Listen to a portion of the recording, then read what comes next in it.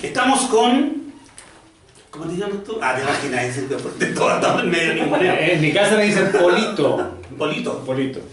Sí. Estamos con Eduardo Pérez Arroyo, autor de La Hermandad de la Casa Grande, que, como ustedes bien sabrán, fue elegido el libro del año por los lectores de Quileo Forestal. Y el año pasado, obviamente, porque este año todavía no podría ser. No, claro. Y nada, pues nos debíamos una charla porque habían pasado millones de cosas. De hecho, no pudo venir por problemas de agenda para la entrega de los premios. Se lo entregamos como un mes después, pero ya está todo eso saldado. Y vamos a hacer la presentación oficial robándonos la información de la solapa que gentilmente la editorial pone para mí, porque nadie más cree. Eduardo Pérez Arroyo nació en Chillán en 1977. Estudió Historia del Arte en la Universidad de Chile e Historia Geografía en la Universidad Arcis y emigró a México en el 2008. Ha publicado cuentos, crónicas, ensayos y artículos en España, en Chile, en México, donde estuvo residiendo un tiempo poco. 15 años. Un tiempo poco, como 15 años. Y nada, pues, queremos darte la bienvenida a las catacumbas de Quileo porque todas las veces anteriores habías estado arriba. Sí, es correcto. Habías venido acá como oyente, si no me equivoco, en alguna oportunidad, pero no habías tenido la oportunidad de hacer... No, de hecho vine aquí abajo una vez a dejar la mochila, pero así como ni siquiera bien. Entonces me parece muy interesante porque más como un microclima distinto, ¿cachai?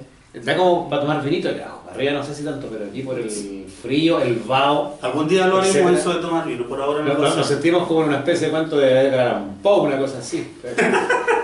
No, bueno, que se le agradece la invitación, compañero. Siempre es un placer, siempre.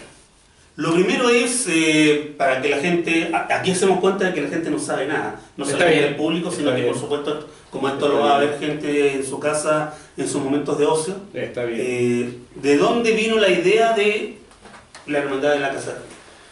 Ok, vino, la respuesta, siempre lo comento, la respuesta es bien decepcionante. ¿Por qué? Porque la respuesta, digamos, original, bonita, simpática, sería que yo desciendo de brujos, que mi familia tiene una cofradía de brujos, que estuvo aquí, etc. Y resulta que no hay nada de eso. Fue la razón más pedestre del mundo, lo hemos comentado contigo. Es una razón bien pedestre. Básicamente yo estudiaba historia, por ahí en la biografía lo comentaba Mario recién. Yo estudiaba historia en el Arcis hace muchos años, ya. Un tiempo que ni siquiera quiero acordarme. Y cachando, digamos, historias más o menos desconocidas, la que se llama la historia clase B en Chile, que no es la típica, digamos, ¿cachai? Con algunos profes ahí que tenían como ese rollo. Ahí fue cuando descubrí, digamos, la historia de los brujos chilenos. Me parece que se había contado poco hasta ese momento, estoy hablando de hace bastantes años, y como que siempre quedó el bichito dando vuelta. Pero bueno, respondiéndote a tu pregunta, sí, no fue por razones mágicas, sino que fue por razones estrictamente de cachar, digamos, desde afuera, lo que estaba pasando allá. No tengo familia en Chiloé, no soy brujo, mis papás no son brujos, etcétera, etcétera. Lamento que sea tan realista la respuesta, a lo mejor podría armar un discurso un poco más interesante. Pero bueno, hay que decir la verdad, ¿o no? Es la idea. Sí, si todos dijéramos la verdad, no estaríamos donde estamos. Ah, sí, dijimos que no íbamos a hablar de política. Que la verdad nos arruina una buena historia. Que la verdad nos arruina una buena historia, sí, pues, claro. En este caso la está arruinando en realidad. Pero se entiende el dicho, y se entiende el espíritu del dicho. Claro. No hablemos de política, ni siquiera hablamos de política.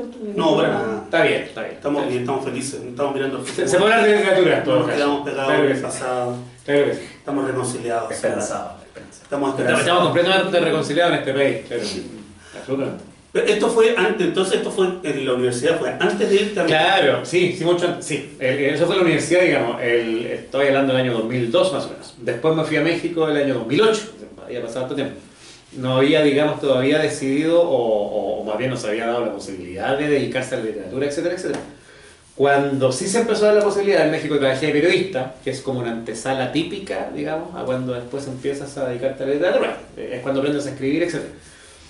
Aprendí a escribir allá, haciendo periodismo, y después, ya viendo alguna posibilidad, algún tanteo, digamos, de algo que se pudiera hacer, me acordé de la historia de los brujos chilenos. En el fondo la mitad fue de lo que aprendí acá, en el Arcis cuando estudié historia, y la otra mitad fue de lo que aprendí en México. Después abundamos más en ese tema, no voy a abundar ahora tanto para no latear, Pero tuvo mucho que ver también, yo estaba ahí en México cuando estaba todo el rollo del narco, ¿cachai? El 2010 fue como el pic, digamos, absoluto del problema narco en México. Y yo justo vivía en el estado que era uno de los más afectados por eso, que era Michoacán. No sé si se acuerdan, no creo, no sé. Si se acuerdan en algún momento de un grupo que se llama la familia michoacana, que eran los que cortaban las cabezas, en fin. Entonces, la verdad es que me acordé, ¿por qué? Porque leyendo la historia original de lo que pasaba en Chiloé, lo encontré muy parecido a lo que pasaba allá, ¿cachai?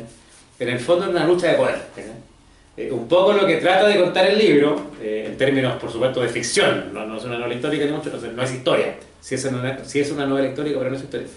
Lo que trata de contar el libro, más o menos, o la tesis, es que es una lucha de poder, ¿cachai?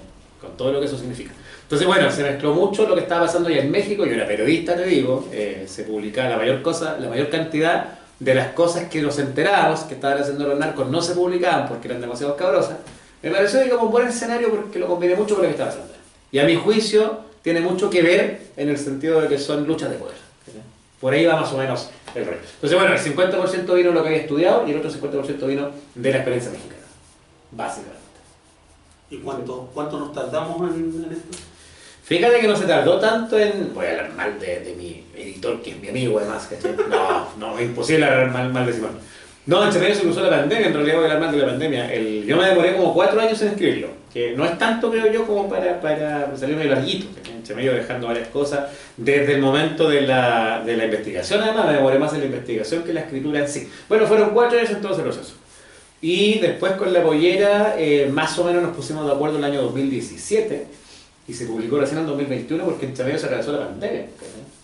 ¿Qué pasó con la pandemia? ¿Hubo una pandemia?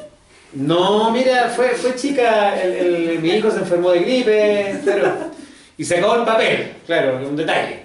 Entonces, por eso no se puso grande. Y cuando estaba llegando el papel, las tintas se fueron... Y cuando estaba llegando el papel, las tintas, sí, exactamente. Y trata de escribir, de hacer una portada negra. Esto es invaluable ahora. Mira, parece que sí, no, por la cantidad de tinta que le pusieron, olvídate del libro, o sea, tiene una cantidad de tinta que ahora vale mucho. No sé si hay una forma de derretirla, pero si ahí tienen un buen repositorio, digamos, de tinta negra, ¿no? Claro. Salió caro. Todo lo que tuviera mucho negro era carísimo. Pero... Sí, correcto. Lo bueno que la dejaron negra sí es que cachado de repente en el metro, cachado gente leyendo este libro, y sobre todo son chicas medio darks, ¿cachai? O chicos darks, como que hacen muy buen juego con el outfit, ¿cachai? Entonces, hace poquito en Argentina me preguntan, de hecho, bueno, van a cambiar la portada y toda la cosa. No, o sea, yo, bueno, deja que lo sigan leyendo la gente que se viste de negro, por favor, porque le hace juego, ¿cachai? Entonces, no le vamos a cambiar. Por ahora no hay proyecto de cambiarle el color. ¿Cómo te ha ido afuera todo esto, ya que mencionaste Argentina? Bien nos fue, bueno, Argentina es un mercado muy grande, por ahora está imponiéndose muy de a poquito, hay que ser realista en eso también, no es una venta masiva ni mucho menos. Sin embargo, anduve recién en la Feria del Libro de Buenos Aires, conversamos con la gente de allá en una instancia muy parecida a esta, la gente sí se interesa, a nivel de Instagram, fíjate que ha tenido muy buenas críticas, y se está intentando abrir paso. ¿Por qué digo intentando? Porque para los argentinos esta historia es muy ajena, ¿cachai? No es algo que ellos conozcan, digamos, respecto a todo el tema de los brujos de Chiloé, etc. No sé si ellos tendrán alguna historia equivalente a esta, porque la historia de los brujos de Chiloé es muy, digamos, destacada, yo creo que a nivel mundial, si hablamos de historias de brujos, digamos, ¿cachai? Bueno, ellos creo que no la tienen, entonces hace poquito un par de chicas que conocimos allá, que tienen programas de radio, a través de internet, etc., justamente nos están invitando como para contextualizar en Argentina todo este rollo, ¿cachai? Aquí en Chile, digo, lo conocemos muy bien, pero ya no tanto. Entonces, como que a ellos les da la impresión que hay mucha gente que tiene ganas de leer esto, pero necesitan un pequeño contexto. En eso estamos. Dicho eso, en términos cualitativos, muy bien. No en cuanto a cantidad de gente, sino a la poca gente o a la mucha gente que fue a ver la presentación del libro, etc. Si lo leyeron, si conocen, si les interesa, les parece bien, etc. O sea, dentro de lo que hay una buena recepción. Sí, absolutamente. Bueno, sí, el primer paso, porque va a venir el boca a boca. Sí, obviamente son procesos que se van a abrir. Seguramente claro. Va a ser bueno porque acá el éxito fue por el boca a boca. O sea, yo se lo recomendé a 3 o 4 personas, esas 3 o 4 personas estaban y así, y la gente venía. Tú te recomendaste un libro que no me acuerdo cómo se llamaba, me decían, ¿y de qué se trata? No sé, pero era bueno, tenía la tapa negra. Ok, viste, si la tapa es lo que se le agradece en ese sentido, pues, don Mario. Se le agradece todo el boca a boca que usted empezó a hacer. Un pequeño paso para los hombres y un gran salto. Y un gran salto para las portadas negras. Para tinta. Claro. Ahora aproveché de hablar también de él ¿En Bogotá? En Bogotá. Ah, sí. Así que si alguien te manda un correo allá, Fue culpa de don Mario. Todas las cosas son responsabilidad de él. Está bien. alguna cosilla hicimos hablando de algunos autores de acá también. Ok. Pero a nivel básico yo iba a otra cosa. Pero Sí, claro. vamos a hablar después de eso. ¿Cómo fue en Bogotá? Hoy día la estrella de ustedes y no vamos a hablar de mí.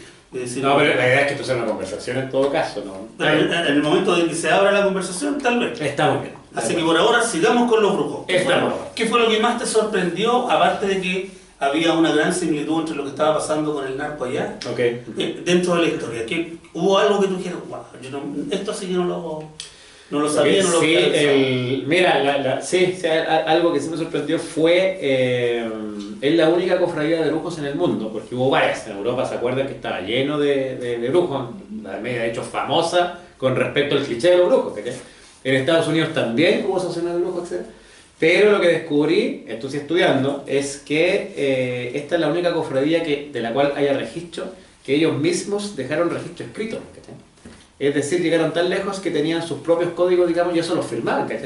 Digamos que tenían un corpus civil, un corpus jurídico distinto a la ley chilena. O sea, Chile funcionaba con su código civil de la época, etcétera, etcétera, con su constitución, lo que sea. Y estos tipos tenían su propia constitución, no tanto como constitución, pero su propio código civil, por así decirlo. Y todos firmaban, etcétera, etcétera. Eso es lo que diferencia, por lo menos, a esta cofradía de la demás. Me parece espectacular eso, porque habla de un nivel de organización mucho más lejos de todos estos, de todos los demás. Y aparte un desafío, y aparte eso mismo también constituye un desafío directo al Estado chileno.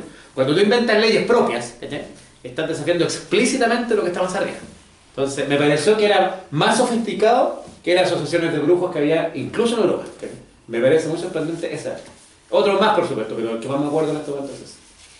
Uno como lego en el asunto pensaría que algo así se logra con el tiempo. Al rastrear la cofradía, ellos eran conocidos como la Recta Provincia, la Casa Grande, tenían distintos nombres. Al rastrearlos en el tiempo, ¿hasta dónde pudiste llegar? Mira, no me acuerdo exactamente cuándo fue que llegó. El origen es bien claro, fue cuando llegó un marinero que se llamaba José de Moraleda y Montero, si no me equivoco. No me acuerdo exactamente el año, pero fueron como 100 años antes de lo que cuenta esta historia. La historia está más o menos situada en 1880, entonces 100 años antes, 1780, no recuerdo el año exacto, pero fue por ahí. Ese es el origen de la cofradía, eso está clarísimo, digamos, según la leyenda, según los datos históricos, etc. El marinero Moraleda y Montero llegó a Chile efectivamente, anduvo pasándose por Chiloé y por varios otros lados, y él trajo un libro de magia. Según Europa también venía un poco con esas tradiciones, etc. Entonces este tipo trajo un libro de magia y él llegó acá diciendo que era un hechicero, que era un brujo. Eso se cuenta en el libro, parte de eso, digamos. Esta es la historia real, de hecho, más allá del libro, es la historia real.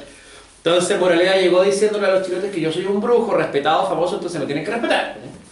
Y los chilotes le decían que bueno, qué bonito, eres brujo, pero bueno, a nosotros ¿qué? Lo que quería Moraleda, por supuesto, era agarrar esclavos, por eso los intentaba convencer para seguir haciendo sus conquistas y todo el desmadre que correspondiera. Y los chilotes lo mandaban básicamente al diablo. Entonces, Moraleda decía, ustedes no entienden que yo soy un brujo muy famoso, un hechicero famosísimo. Y los chilotes le decían, perfecto, pero nosotros también tenemos una hechicera muy famosa, que era Chilpila. Esta historia es real. Entonces hubo una especie de competencia entre Moraleda y Chilpila, ganó Chilpila, y de ahí fue cuando Moraleda dijo, reconozco, según la leyenda, anda a saber tú si fue tan así, pero según la leyenda, Moraleda reconoció su derrota y le regaló este libro a Chilpila, el libro que él traía de Europa. Y se supone que ese es el libro fundacional de la cofradía, digamos, de los brujos de Chiloé. Entonces toda esta historia, hasta que pasa esto, que es el juicio, que con esto se acaba, en teoría, porque hay chilotes que todavía dicen que existe, etcétera, etcétera. Pero bueno, oficialmente se acabó la cofradía en 1880, 1881, duró como 100 años todo el proceso, más o menos. Entonces no recuerdo exactamente el año, respondiéndote directamente, pero sí recuerdo que nació la cofradía, por así decirlo, institucionalmente, en esa época, cuando llegó Moraleda y Montero acá. Bien loca la historia, bien loca, bien entretenida. Sí, porque terminar así como por decreto una forma de vida de 100 años, no te la compro. Y ojo, no solamente, para nada, claro, y no solamente terminar una forma de vida de 100 años, sino que durante esos 100 años se institucionalizó de manera, digamos, escrita. Pero no significa que no haya existido antes, ni significa que no siga existiendo después.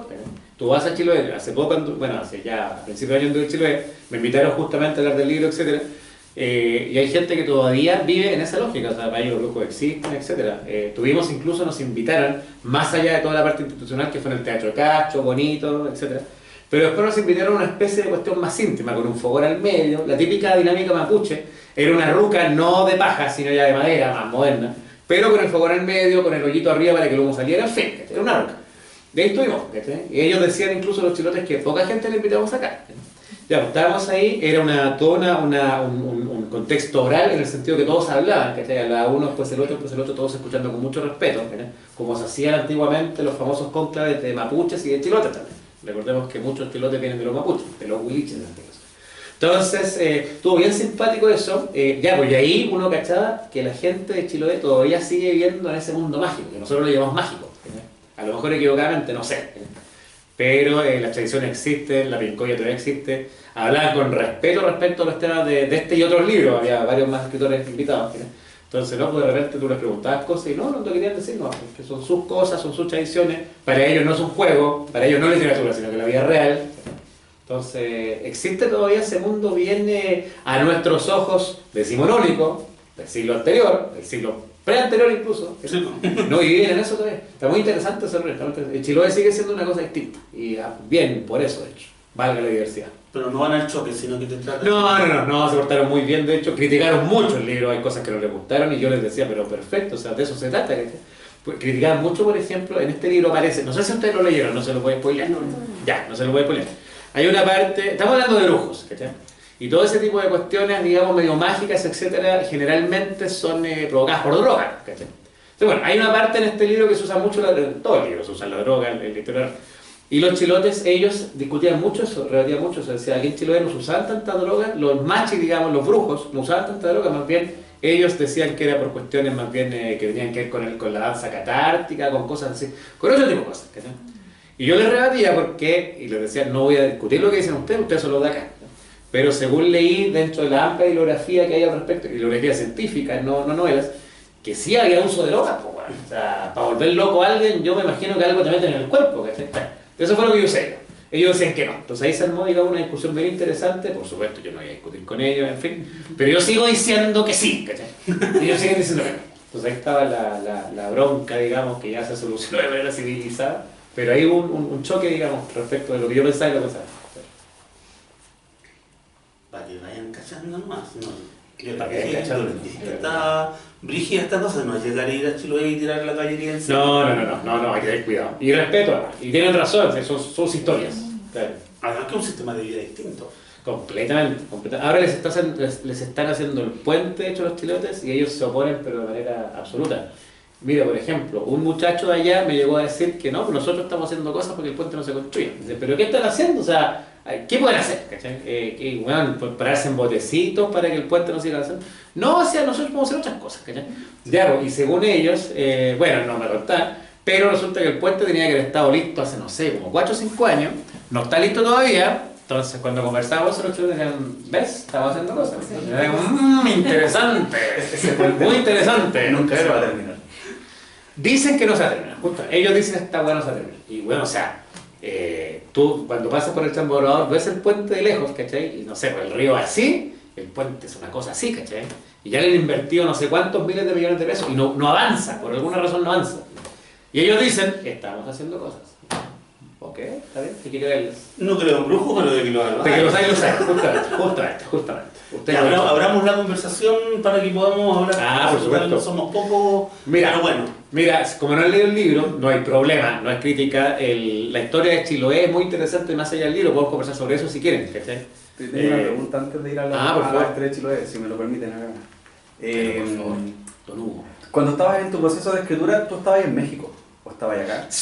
Mitad allá, mitad acá, sí. Pero básicamente lo escribí allá. ¿No te llegó ningún tipo de aviso o influencia externa? No. Porque conozco 2 escritores que han investigado y uno de ellos logró hacer una novela a los cuales los amenazaron durante el proceso de escritura. No me llegó nada. ¿No te llegó? Debe haber sido porque está en México también y fue bien anónimo, o sea, yo no pregunté mucho antes, ¿cachai? Entre medio sí me dieron un fondar y eso me permitió, digamos, terminar de escribir.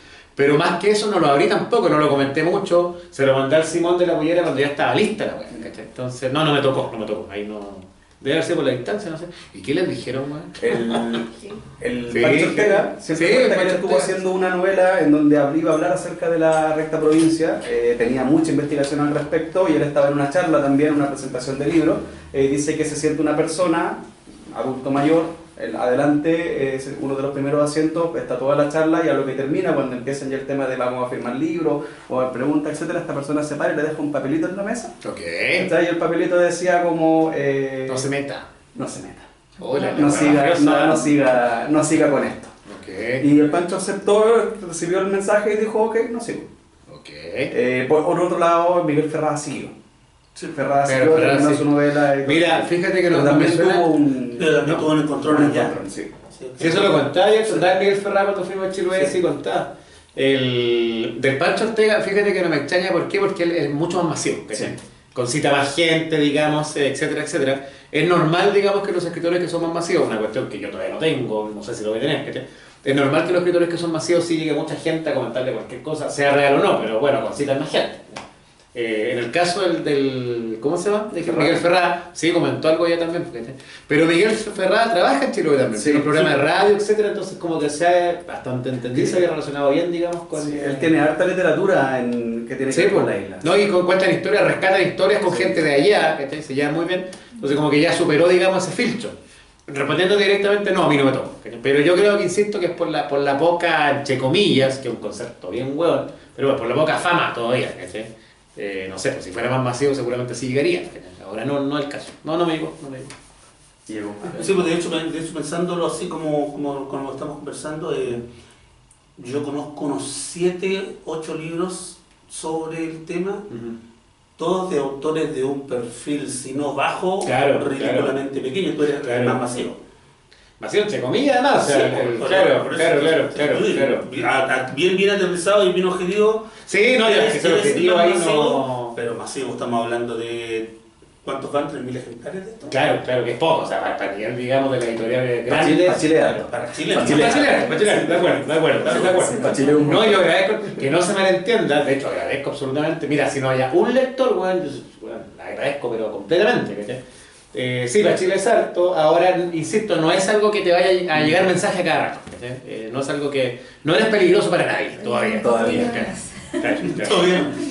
Claro, porque 3.000 ejemplares en un mes eres bestseller, pero estos son 3.000 ya en... No, en varios tiempos, en varios meses. Un año y medio. Claro. Y no alcanza para bestseller, pero sí, No alcanza. pero sí es una muy buena cifra. Sí, para las local, ventas sí. actuales de libros en Chile. Claro. No, yo agradezco absolutamente. Y ahí la labor suya, compañero. Es más, vamos a brindar con Mario. Se que sirva un vinito, por favor, para poder seguir celebrando, porque eso se trata, ¿no? Sí, es autoservicio, o sea, eso. Compañero, por Preguntas, comentarios, por favor, participen de la conversación, siéntanse libres. Sí, críticas, sugerencias, Sí. todo. Sí, No tengo idea del libro y cuéntame tal cosa, también se acepta. sí, pues, ¿Puedo claro. preguntarte algo? Diga. Yo tengo ¿Cuál era tu nombre, perdón? Frank. Poco Frank. acercamiento con el tema, en realidad leí el de Ferrada, sí, y tiene un tono bien fantasioso, bien Ok. de encuentro. No sé si el tuyo va por un poco por Ok. la fantasía o algo más, como más de investigación, Ya, cerca de correcto, ensayo, no sé correcto, si se entiende la correcto. pregunta. ¿Sí? Sí, no, se entiende perfectamente. Mira, a priori te digo que no, no va tanto por la fantasía. Tú lo leíste, de hecho. Sí. A ver si respondes tú. Ayúdame. A pesar de que sí, también hay un truco que es crearte una historia que no es en absoluto verdadera para poder contar todo lo demás. Todo lo que tiene que ver con Chiloé es parte de la investigación que él hizo. Y solamente esta historia que él utiliza para unir todo lo demás es lo falso. El de Ferrada tiene un poco más, es un ejercicio parecido, pero no sé por qué motivo se nota como más fantasioso, pero tampoco es tan fantasioso. Porque es más sobrenatural. Claro, pero eso sí. Claro, él incluyó ese tipo de cosas y ahí, claro. El de Eduardo sí. yo me animaría a decir hasta que es como más policial casi. Es que esto es un policía, de hecho. Yo traté de hacer una novela negra. Vamos a una novela negra, Sí, me O encanta. sea, ahí es donde el elemento de ficción pasa más a tono con los elementos de la investigación. Claro, porque parece que Ya, claro. podrías tomarlo como que es parte del caso. Exacto. El caso policial que él inventó, que es lo que te digo que es mentira, lo demás pasaría a ser como, es parte de la investigación. Claro. Pero no, es parte de la investigación real sobre el tema que hizo. Ya. Entonces, yo siempre le explico eso a la gente, que hay una historia que es, esto es típico de las novelas de thriller histórico. Todos los thrillers históricos son con un mismo tipo de escritura, que es, se crea una historia de mentira, que normalmente está al principio para que te quede clarísimo, y cada vez que aparezca, tú sabes que esa es lo que es mentira, y todo lo que está entre medio es lo cierto. Claro, claro. Bueno, ahí está la respuesta, complementando un poco eso, sí, Claro, no. este no tiene hechicería, Claro. así que por eso... Mira, es inevitable hablar de la hechicería, de hecho hay una parte que sí la tiene, creo yo, pero mínima, o sea... sí, ya lo acordé. Claro, si estás hablando de un libro de brujos, es imposible no hablar de la hechicería, ¿cachai? Incluso más allá, traté, no sé si lo logré, ¿cachai? De que incluso la historia trascendiera un poco el propio lenguaje del libro, ¿cachai? O sea, hay cosas, hay ejercicios ahí que no sé si resultaron, lo jugarás tú cuando lo leas. Digamos que la historia empezó a invadir hasta el propio libro, por así decirlo. Empezó a tratar de desbordarlo, ¿cachai? Te digo, no sé si se logró. Pero es como el único ejercicio al respecto. El resto se planteó al principio como una novela histórica, un poco policial. ¿Por qué histórica? Porque estamos contando una historia real, absolutamente, ¿cachai? ¿Por qué policial? Porque a mi juicio, y puedo equivocarme, ¿cachai? Pero la novela histórica tiende a ser muy árida, muy libro de historia, ¿cachai? No me gusta eso. Las pocas o muchas novelas históricas que he leído, muy interesantes, cuando uno es historiador te interesa el rollo, pero como que les falta un poquito de literatura, ¿cachai? Les falta así como ese juego literario que... ¡Ya! Entonces, la novela negra, digamos, aporta esa cuestión literaria. Ahora, respondiendo directamente, Frank se planteó como una cuestión más realista, ¿cachai? Y con un tono más realista, más documental, si quieres, etcétera, etcétera. Por mucho que haya recovecos mágicos, porque estaba hablando de magia, ¿cachai? Pero no se planteó de la fantasía. Ya. Se ocupa el vehículo de la novela negra para contar. Sí, para ser atractivo, no basta mal. Para que no sea un ensayo, exacto. un libro de historia. Para que no sea Wikipedia. Claro. Sí, de hecho, para mí que lo compré hoy, Ok. sin saber que había presentación ni nada, sí, lo pasé de suerte, me quedé pegada como siempre. Qué bueno, se le agradece, Lo compañera. vi y justamente por la descripción fue para mí el gancho, el concepto de la fusión entre novela negra, esta cosmovisión chilena, porque para mí personalmente ya tiene casi un cariz de cosmovisión, más allá de... Sí, absolutamente. De leyenda, y el hecho de que tenga una realidad más nacional lo hace como extra interesante porque tiene un aterrizaje que es de por sí entretenido y que uno de todas maneras está semi-contextualizado. Correcto. Pero aún así yo creo que es súper desafiante para un escritor poder plantearlo de una forma justamente que no sea sacada del clásico libro de historia. Mira, yo siempre comento, de hecho, cómo se construye algo así. La historia real es tan entretenida. Yo siempre creo que la realidad siempre supera cualquier ficción. Te ponía a buscar y encontrar historias tan locas en el mundo, que puedes inventar la cosa más enrevesada y la realidad siempre le gana. Me da la impresión que este es uno de esos casos. Más allá de este libro, sino que la historia real de los brujos chilotes, etc. Entonces, básicamente, el comentario que siempre hago es que la historia real es tan entretenida, tan interesante, tan apasionante, que tienes que ser muy hueón para escribir un libro mal hecho, ¿cachai? O sea, deja que la historia se cuente sola. Ni siquiera le pongas mucho tú, ¿cachai? Porque se cuenta sola. Y básicamente se trata de ordenar el rompecabezas, el puzzle y ofrecerlo de manera que sea ojalá atractiva para los lectores, ¿cachai? Pero aún así dentro de también un universo que es como súper compacto en ese sentido, que no transmite mucha información a aforinos. Pero hay información, pero hay varios libros, de hecho al final de este libro, eso se puede comentar de hecho, perdón, normal, por favor. Al final del libro aparece como una especie de resumen de todas las cosas que están escritas. ¿Dónde está? Aquí está, nota del autor, ya. Y básicamente esta nota fue hecha para agradecer a la gente que ha hecho el trabajo real, que es investigar sobre esta hueá, ¿cachai? Uno nomás agarra eso y lo escribe, hace novelas, ¿cachai? Miente. Como decía un bolero que queríamos inventar con el amigo Peralta, que decía, miénteme bien, ¿cachai? No importa que me digáis mentiras, pero que estén bonitas, ¿cachai? Un poco eso, la literatura es eso, la literatura es eso, miénteme bien, ¿cachai? Ya, pero antes de hacer esta literatura, en este caso, sí hay mucha gente que escribió y investigó al respecto, historiadores, sociólogos, sobre todo antropólogos e historiadores. Te digo que atrás viene una larga lista, entonces sí hay mucho material al respecto. Por mucho que los chilotes de repente se ponen un poco reticentes, con todo el derecho del mundo, cosa de ellos, ¿cachai? No, pero sí hay harto material al respecto, mucho, ¿cachai? Textos, digamos, académicos respecto al tema chilotes se han escrito muchos, ¿cachai? Están las transcripciones completas de los juicios. Por ejemplo, claro, de hecho, Un libro de Tácitas que es inencontrable. O que lo acaban de republicar, de hecho, yo lo saqué por internet hace muchos años, pero no me acuerdo qué editorial, creo que fue Alquimia, no me acuerdo cuál. Lo acaba de republicar, el libro de Specht, digamos, respecto a los juicios chilenos. O sea, hay material. ¿Perdón? Hace poquito salió una película de Christopher Murray. Brujería. Sí, de hecho, hablé con el Christopher Murray, me dieron su teléfono, estoy hablando con él, de ya muy de la más. Muy buena. ¿Está buena la película? A mí me gustó, la foto está muy linda y además que todo pasa el juicio muy aterrizado, como, no, parece que obviamente le dan plata para mucho truco, pero toda la parte mágica está por el borde y entonces uno como que queda metido en la historia y me pasa eso. Claro. Se ve por el rabillo del ojo, se ve ahí, no sé, algún... A mí me parece espectacular que se hagan, me acuerdo hablábamos con el editor, con el Simón, así como tratando de olernos primero ambos en qué término estamos. ¿Por qué? Porque estábamos a punto de publicar esto y justo Ferrara publicó el suyo. Y para mí ningún problema, o sea, bueno, el tema es lo suficientemente amplio para que ojalá se publiquen todos los libros al respecto. Aparte que siempre pasa, cuando estás terminando un libro siempre aparece algo parecido. Claro. Ya, porque el Simón me decía, al final terminaba diciendo con Simón, decía, Lalo, yo no tengo ningún problema, ¿cachai? De hecho a mí me gusta. Yo le decía, bueno, yo tampoco. Era como, él me hablaba pensando que iba a estar enojado y yo con él pensando que iba a estar... No, estábamos los dos cagados de la risa, ¿cachai? En ese sentido que salga la película también muy bien hecho, ¿cachai? Ojalá se sigan escribiendo más historias sobre esto, ojalá, bueno, ¿cachai? Que se retroalimenten, qué sé yo. Yo creo que hay espacio para todos. Y la película juega con tu libro porque no hablan de la recta provincia, sino que hablan de la Casa Grande. ¿Sí? Sí. ¿No he visto Y la todo- película? y todo en una casa. Mira. Sí. No voy a acordar de esto. ¿No te avisaron? No. De hecho, le digo, yo estuve en Chiloé justo cuando se estaba la película a punto de estrenarse y estábamos con una amiga que es de Santiago, está viendo en Chiloé, y ella tenía otra amiga que se llamaba Antonia y la Antonia era la fotógrafa de la película. ¿Cachai? Entonces ella decía, estaban bien entusiasmados con eso. Entonces ahí como que me empapé un poco el tema, ¿cachai? Pero no sabía que... Mira, vamos Sí, a ver. a mí fue lo primero que me llamó la atención, incluso en el tráiler, porque lo mostraban y en ningún momento hablaban de la recta provincia y sí, todo tenía que ver con la Casa Grande que estaba donde ocurrían las cosas y dice, wow, esto se basaron en el libro de Eduardo. De hecho te iba a llamarte. ¿Por qué no llamaste? ¿Hubo pago de derecho aquí o no? Interesting, no tenía idea, no tenía idea. De hecho te digo, la Antonia Esteves, que tú la conoces, Sí.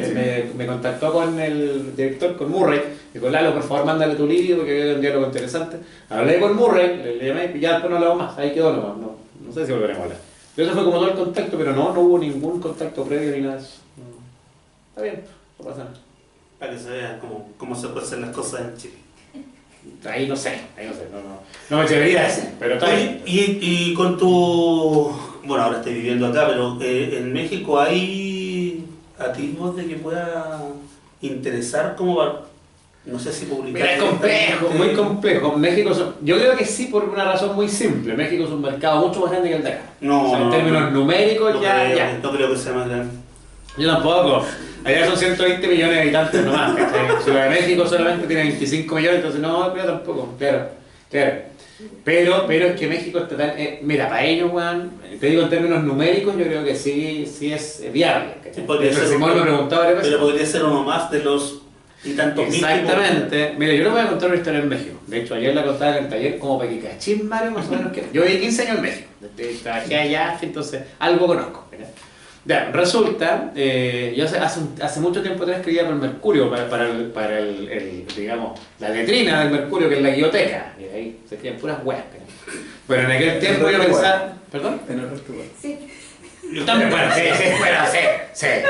¿Qué te digo? Sí.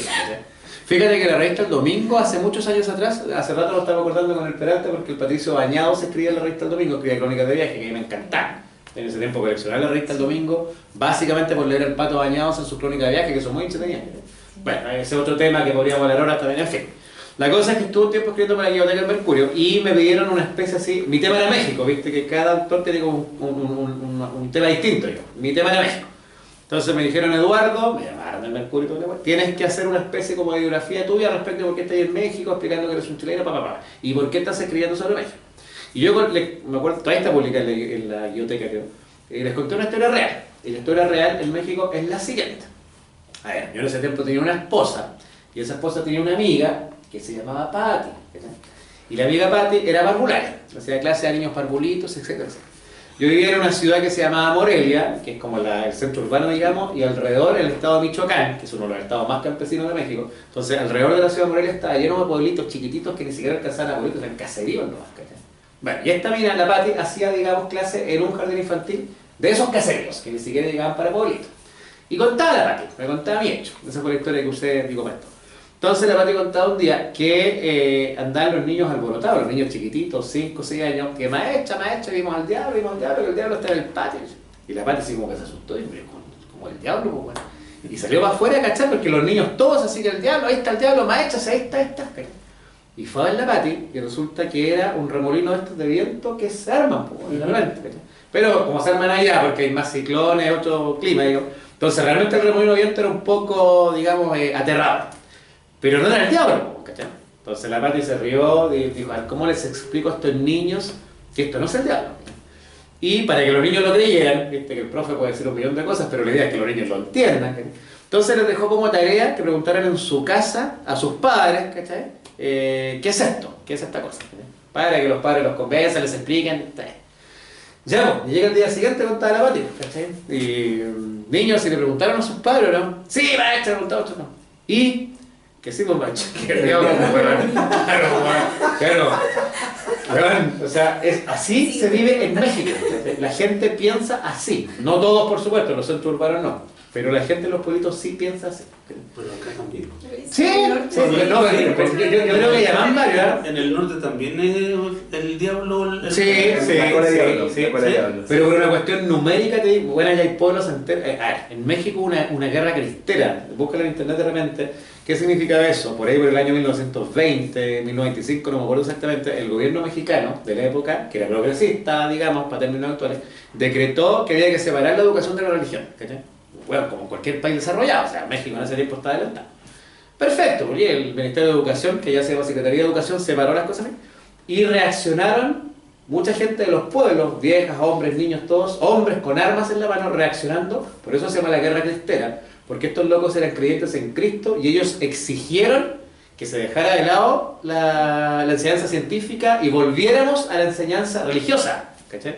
Por eso se llama guerra cristera, o sea, hubo una guerra en México de hueones fanáticos religiosos que querían que les siguieran pasando cosas fanáticos religiosos, ¿cachai? Y no la ciencia, por así decirlo, ¿cachai? Entonces, tienen razón en que en Chile también pasan esas cosas, pero ya es un nivel mucho más, si queréis, primitivo, digamos, sí. Claro. No, yo estoy hablando cuando yo era chico, no sé si todavía existirá eso. Respondiendo por eso, todo esto para la respuesta a la pregunta que hacías tú, no sé si este libro penetraré mucho ya porque me hay una historia muy cotidiana, ¿cachai? Si lo hay de grupos chilenos, sí, pues dice, mi abuelita también, ¿cachai? Claro. Entonces yo no sé ahí si penetraría. Habría que investigarlo, capaz que sí, no sé, pero... Pero Simón también está interesado. Sí, Simón me ha hecho, me ha preguntado. Sí, pues, no, sí, es una tarea pendiente que tenemos. No cacho por dónde podrá ir, pero hay que hacerlo. De hacerse, se va a hacer. De hacerse, se va a hacer, decía mi general Pinochet. ¿De Talagante o Salamanca nada? De Talagante o Salamanca nada, ¿en qué sentido? Grupo. Hace poco cuando estuvimos en Ovalle, de hecho, sí, pues, salió el tema de Salamanca, no de Talagante. Mi madre es de Salamanca, más respeto. ¿Perdón? Mi madre era de Salamanca. No, sí, yo, mucho respeto a Salamanca y a tu madre, por favor, claro. Y si hay. No, sí. Tú no estabas ahí, Hugo, cuando empezamos de hecho a conversar, o sea, se armó una dinámica muy parecida. Ya, se armó una dinámica muy parecida a esta, terminamos conversando con la gente, había un par de chicas, siempre son mujeres las que participaban por alguna razón, bueno, no sé. Y un par de chicas muy jóvenes que contaban sus historias, digamos, allá en Ovalle, ¿cachai? No, una historia bien heavy, así de aparecidos, muertos y toda la cosa. Sí pasa eso también. Y aparte alguien comentó por ahí que Salamanca estaba cerca de Ovalle, o sea, muy como que está el tema muy actual, muy pendiente, muy recurrente, eso es verdad, ¿cachai? Viven también en un mundo que nosotros llamaríamos mágico, ¿cachai? Malamente, con nuestro punto de vista occidental, racionalista, etcétera, etcétera, decimos que todo eso es pensamiento mágico, un poco denostando todo eso, ¿cachai? Pero bueno, yo no veo que el pensamiento racionalista nos haya llevado muy lejos, ¿no? Si analizamos las últimas elecciones, sin ir más lejos, claro. Yo le tengo mucho respeto a eso. Claro. Oye, Eduardo, ¿y estás en qué? Estoy escribiendo otra novela. Ya. Sí. Fíjate que en Argentina no me dejaron decir el nombre. ¿Puedo decir el nombre, no? Acá sí, por favor. Sí, te lo quiero, de hecho, se llama Los demonios de Fontecilla. Tiene que ver con la venta robo y venta de niños chilenos durante el régimen de Pinochet. Wow. Es una historia bien heavy. Pero la historia real... Seguimos con mentiras. Sí, claro. No, Mario, miénteme bien. Oye, Eduardo, pero demos vuelta a la página, miremos el futuro. No, señor, por favor, que a mí me interesa mucho. Una, con amor. Yo no sé por qué la gente se queda pegada con el pasado, si la historia no sirve para nada. No, pero espérate, pues, porque lo que estuve descubriendo ahora cachando este libro, ¿cachai? Cachando sí, lo que estoy diciendo, se habla de Buena Fontecilla porque, entre paréntesis, la clínica, que es la clínica Carolina Freire, que era donde se hacían todas estas chanzas, está en la calle que ahora se llama Maturana, y esa calle antiguamente se llamaba Fontecilla, porque bueno, ahí se... en fin. Pero el asunto es, y esta cosa sí que, ahí, bueno, es inédita, resulta que el gobierno Pinochet cierra a niños, sobre todo en esa clínica, con nombre registrado, digamos, del médico que hacía todo este contubernio, todo este chanchullo, del cura que hacía este contubernio, este chanchullo, que entre paréntesis era el cura Johan, que todavía existe, ahí está vivo, y yo lo pongo como personaje del libro porque no creo que haya que cambiar el nombre al web. Ya, pero resulta que el gobierno Pinochet sistematizó la cuestión de tal forma que lo usaron para recomponer relaciones políticas, sobre todo con Suecia. ¿Cachai? Por alguna razón los suecos necesitaban muchos niños, había muchos padres de familia que querían niños huérfanos, querían adoptar niños, y Pinochet, digamos, agarró como la fórmula y dijo, mandámoslos para allá. Entonces se fueron muchos niños a Suecia. Eso es una historia real. Sí. Ya, hasta ahí estamos de acuerdo, el gobierno de Pinochet era un gobierno de hijos de puta, etcétera, etcétera. Pero resulta, investigando más atrás, que en Chile, y esta weá me lo empezó, digamos, a abrir la cabeza en el sentido Peralta, el Gonzalo Peralta, este compadre que es historiador. Y me dijo, investiga por acá, etcétera. Bueno, investigando, resulta que el gobierno de Pinochet, te digo, sistematizó todo este rollo, pero en el gobierno de Allende hay 2 casos registrados de exactamente la misma weá. Robaron niños para mandarlos para afuera, ¿cachai? El gobierno de Allende, ¿cachai? En el gobierno de Frey hay varios más registrados. O sea, y si empezamos a hablar de los gobiernos para atrás, más o menos desde 1930 hasta por lo menos el régimen de Pinochet, para adelante ya no se sabe, fue una política institucional del Estado de Chile robar niños para venderlos o para afuera o para familias más ricas o redistribuirlos, llámale como quieras. Pero siempre el Estado agarró niños y se los dedicó, se los pasó a otras familias. A mí me parece mucho más terrorífico eso que el hecho de que haya sido solo con el Pinochet. Bueno, te digo, hay 2 casos registrados actuales, los está investigando de hecho la Cámara de Diputados en este momento, del gobierno de Allende.